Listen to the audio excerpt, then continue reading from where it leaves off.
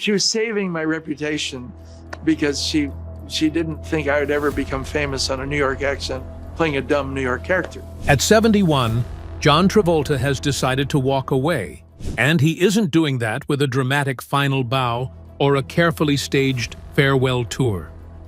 It's part of life. You see, you don't know exactly. You just do your best at trying to live the longest you can. There's no spotlight cue, no disco ball spinning one last time. Instead, this goodbye arrives quietly, almost like a long exhale after decades of noise, fame, and reinvention.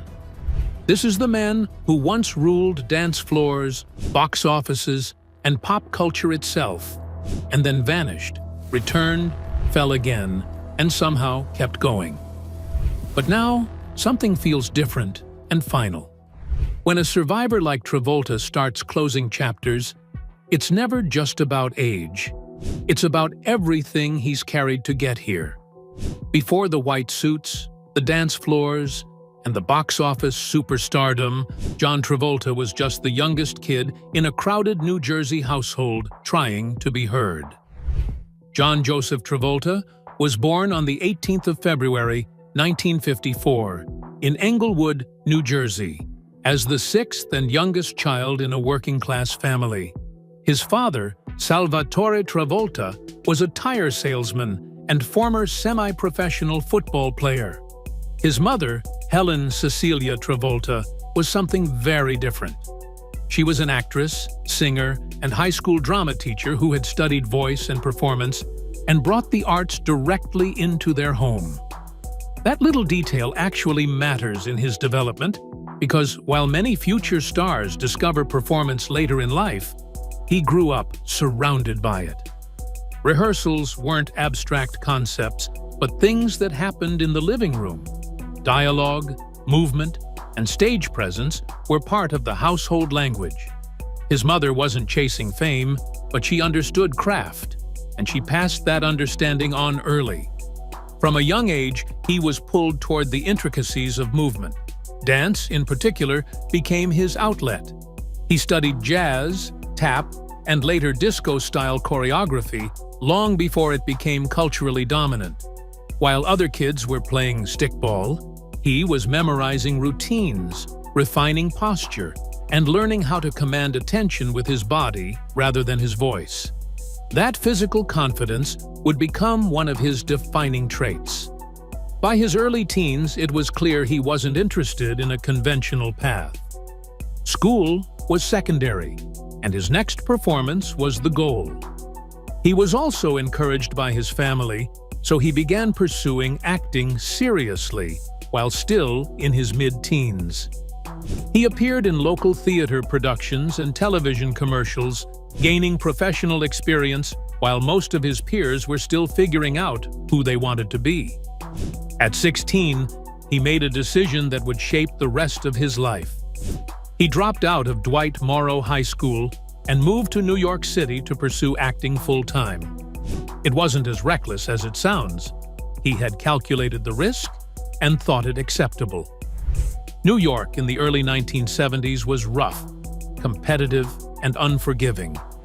But it was also the epicenter of American theater. He immersed himself in auditions, acting classes, and dance training. He landed roles in touring companies and off-Broadway productions, slowly building a resume that reflected discipline rather than luck. One of his earliest breakthroughs came when he joined a touring production of Grease. And no, not the film, but the stage musical. Long before he would immortalize Danny Zuko on screen, John was already living inside the rhythm, attitude, and physicality of that world. The role sharpened his instincts and reinforced what casting directors would later recognize instantly. He wasn't just acting cool, he was the very definition of it. Unlike many aspiring actors, he didn't rely solely on charisma. He trained relentlessly and religiously studied movement. He understood camera angles and knew how to listen on stage and how to hold silence. These weren't accidents, they were skills. By the time he began landing television work, he wasn't raw and unpolished. He was ready. In the early 1970s, he appeared in commercials and minor television roles, slowly becoming a familiar face. Casting directors noticed something unusual. He could be relaxed without being lazy, confident without being arrogant. He had an ease that read as authentic, especially on camera. That authenticity would also become his calling card. What's important about this period is not just that he wanted fame because, frankly, many people do. It was that he was willing to work anonymously for it. There were no headlines, no hype, no guarantees. Just auditions, rejections, and incremental progress. By the time Hollywood finally noticed him, John Travolta wasn't a gamble. He was a finished product waiting for the right moment. And that moment was closer than anyone realized. Television's fame and Hollywood's attention. By the mid-70s, John Travolta had done the hard part that most people never see. He'd trained, struggled, and waited. All he needed now was exposure. And that was not fame per se, just visibility. Television gave him that opening. In 1975, he was cast as Vinnie Barbarino on the ABC sitcom Welcome Back, Kotter. On paper, it was a modest role. Another student in a classroom comedy built around wisecracks and cultural humor. But from the moment he appeared on screen, something clicked. Vinnie wasn't just funny, he felt real. The Brooklyn accent, the shrugging body language, and the effortless smirk all looked natural, not performed. The audience quickly noticed. Welcome Back, Kotter became a hit almost overnight, and he quickly emerged as its breakout star. While the show featured an ensemble cast, it was Vinnie Barbarino who captured attention, especially among younger viewers. He wasn't playing a caricature of a cool kid. He was playing a version of someone people recognized, someone confident, insecure, funny, and sharp, without trying too hard. Television had made him familiar. He was suddenly in living rooms across America every week, but familiarity is a double-edged sword. In the 70s, television actors were often boxed in. Sitcom success didn't translate easily into film careers. Hollywood viewed TV stars as limited, disposable, and rarely bankable beyond their small-screen personas. Many actors who tried to cross over never made it. John was about to break that rule. What separated him wasn't just popularity, it was timing and presence. Off-screen, he was already positioning himself differently. He wasn't content to stay within television's boundaries. He continued studying, continued auditioning, and quietly pursued film roles that would allow him to stretch beyond the sitcom image. Hollywood noticed something else, too. He moved like a movie star. He understood framing. He knew how to fill a screen without forcing it. Directors saw in him something television couldn't fully contain. In 1976, while Welcome Back, Kotter was still airing, he landed a supporting role in the horror film Carrie, directed by Brian De Palma. The role was small, but effectively a shift away from comedy and into darker territory. It proved he wasn't a one-note performer. Then came the turning point. In 1977, he starred in Saturday Night Fever. The film didn't just change his career, it changed the culture. His Tony Manero wasn't a cartoon of disco excess. He was restless, working class, searching for escape in music and movement. The performance was physical, emotional, and grounded in vulnerability. The result was explosive. At just 24 years old, he became one of the biggest stars on the planet. He received an Academy Award nomination for Best Actor, an extraordinary achievement for someone who had been a sitcom regular just a year earlier. Overnight, he wasn't just recognizable. He was iconic. What television had done was give America a face. What film did was give that face a myth. The transition from Vinnie Barbarino to Tony Manero wasn't accidental. It was the product of years of preparation, meeting the perfect role at the perfect moment. He didn't shed his TV identity, he transcended it. And Hollywood took notice. Studios now saw him as more than a former sitcom star. He was a leading man, a cultural symbol, and a box office draw. His image became inseparable from the energy of the late 70s. By the late 70s, John Travolta wasn't just famous, he was unavoidable. His face, his walk, his voice, even his silhouette became shorthand for an entire cultural moment. Fame didn't arrive gradually, it hit like a tidal wave. Saturday Night Fever was released in December 1977, and its impact was immediate. The film tapped into something deeper than fashion or music. It captured working-class frustration, youthful ambition, and the idea that dancing could be an act of rebellion and escape. At the center of it all was Travolta's Tony Manero, a character who moved with confidence but carried quiet desperation beneath the surface. He trained relentlessly for the role, studying dance styles and refining choreography until it felt effortless. But what audiences responded to wasn't just the dancing, it was the vulnerability. Tony wasn't a hero. He was flawed, restless, and sometimes cruel. Travolta played him without softening those edges. The performance got global recognition. The Saturday Night Fever soundtrack dominated the charts, fashion shifted overnight, and disco exploded into mainstream culture. White suits, open collars, platform shoes, all became symbols of the era, and at the center of that imagery stood John Travolta. At just 24 years old, he became the youngest Best Actor nominee at the time, a validation that he wasn't simply a pop phenomenon. He was taken seriously. Then came Grease in 1978, where Saturday Night Fever was gritty and grounded. Grease was polished, nostalgic, and explosive in a different way. Travolta's Danny Zuko was confident, charming, and effortlessly cool. The role allowed him to lean into charisma without losing control of the performance. The film was a massive commercial success, becoming the highest-grossing movie musical of its time. Songs from the soundtrack saturated radio stations. Lines from the film became cultural shorthand. His image was now etched into pop history twice over, and in two entirely different registers.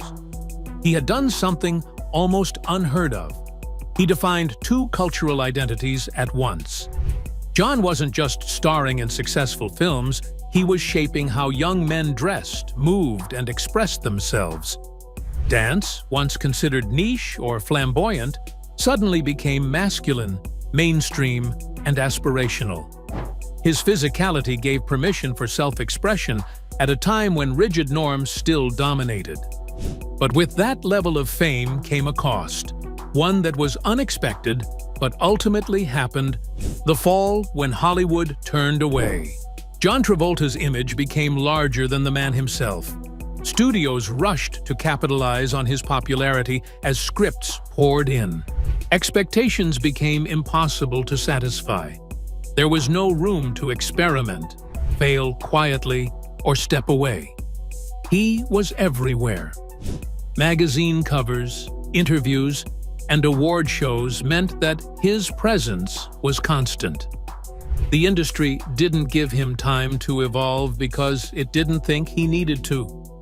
He was young, successful, and profitable.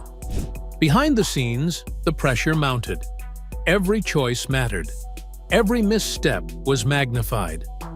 Hollywood doesn't reward icons with patience. It demands they stay iconic forever. The disco era, as powerful as it was, began to harden into a trap. By the end of the 70s, backlash against disco culture had already begun. What was once celebrated started being mocked, and because he was so deeply associated with the movement, he became an easy target for shifting tastes. He didn't fall immediately, but the ground beneath him was already moving. The man who ruled the dance floor was about to discover how quickly the music can stop.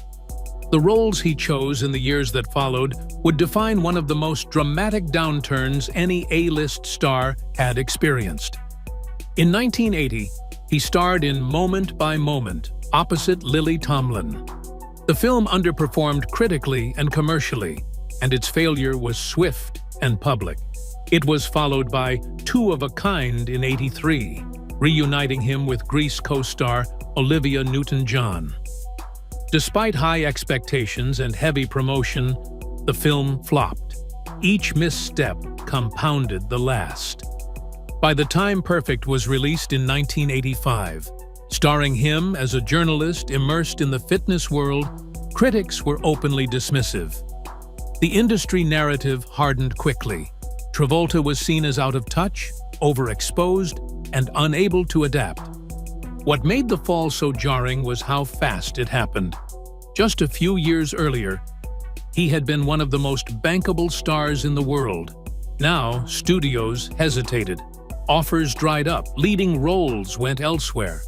Hollywood, having built him up at lightning speed, showed little interest in catching him on the way down. He quickly became a cautionary tale. There were deeper forces at work, too.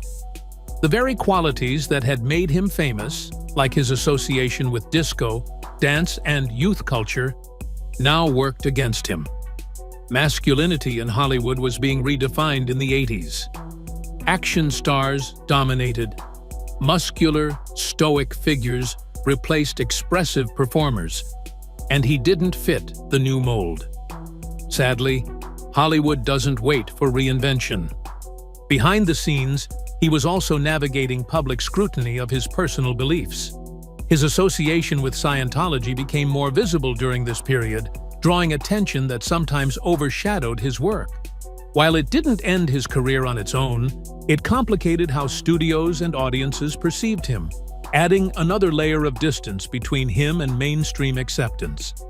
Unlike some stars who retreat entirely after a fall, he kept working.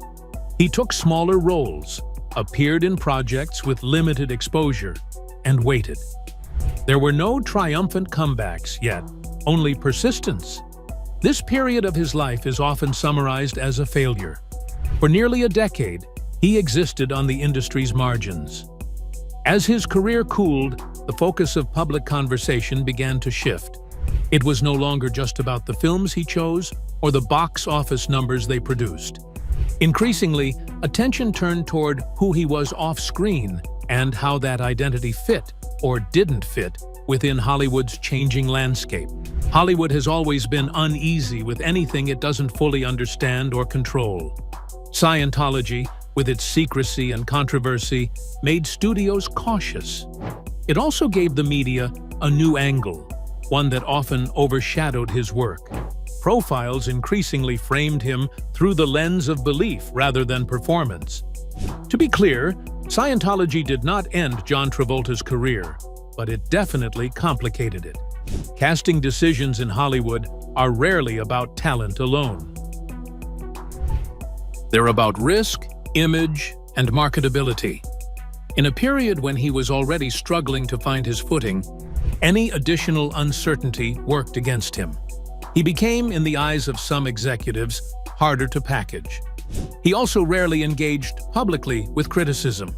He didn't argue his case or attempt to rebrand through interviews. Instead, he remained reserved, choosing privacy over confrontation. That silence allowed speculation to grow, filling the vacuum with rumor and assumption.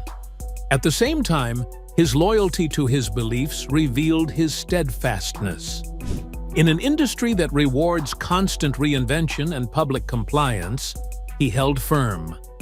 Whether admired or questioned, he refused to disavow what mattered to him personally for the sake of career optics. That choice came with consequences. As the late '80s approached, he existed in a strange limbo.